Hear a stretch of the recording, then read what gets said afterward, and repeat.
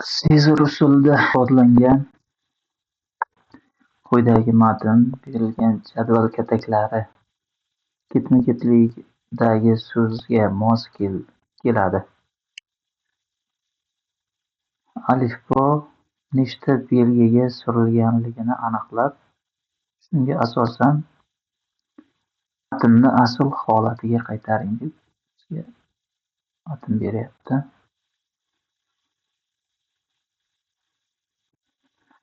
Demak, jadvaldan foydalanib kodni ochamiz.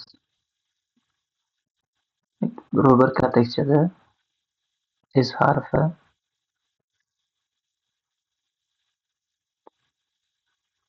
S 2.9 da A harfi 3.4 da L harfi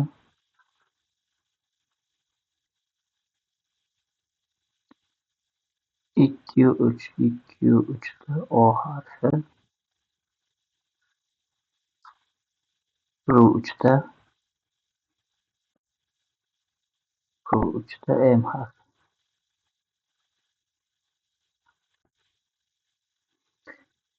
Endi kodlangan so'zni takma-tak yozib olamiz. W E T S Q. Endi alfabetga qaraymiz. S harfimiz W ga almashgan. Necha qadam surilganligini aniqlaymiz. 1, 2, 3, 4. Demak, 4 qadam surilgan ekan. Qolgan harflarni ham tekshirishimiz mumkin. Hammasi bir xil. 4 qadam.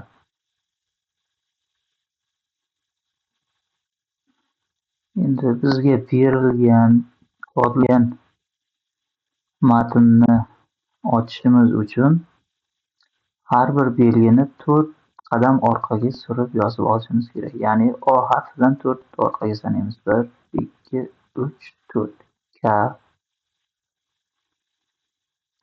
Keyin E harfidan 4 orqaga. 1, 2, 3, 4. A. L harfidan 4 orqaga. 1, 2, 3, 4.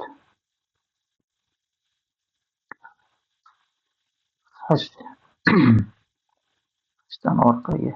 1, 2, 3, 4. T. I'dan 4 orqaga. 1, 2, 3, 4. A. R'dan 4 orqaga. 1, 2, 3, 4.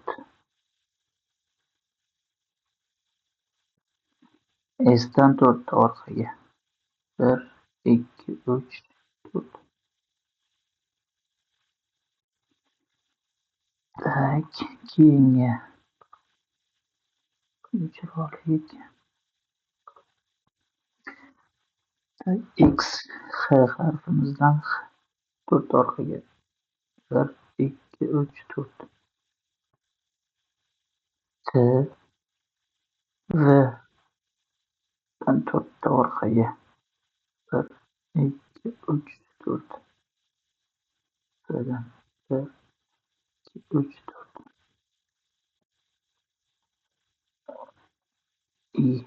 I'dan 4 orqaga A harfi edi. J'dan 4 orqaga. 1, 2, 3, 4.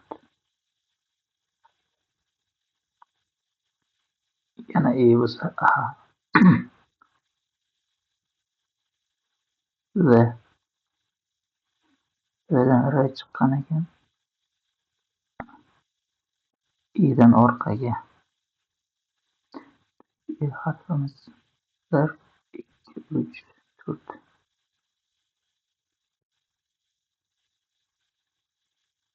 Xdan T chiqqan ekan.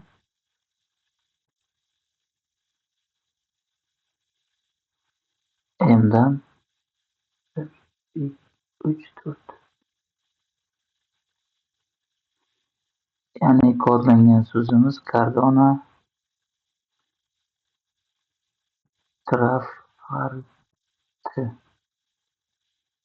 so'zi ekan. Demak, bu ussuldagi testlarni shu tartibda ishlatishimiz mumkin.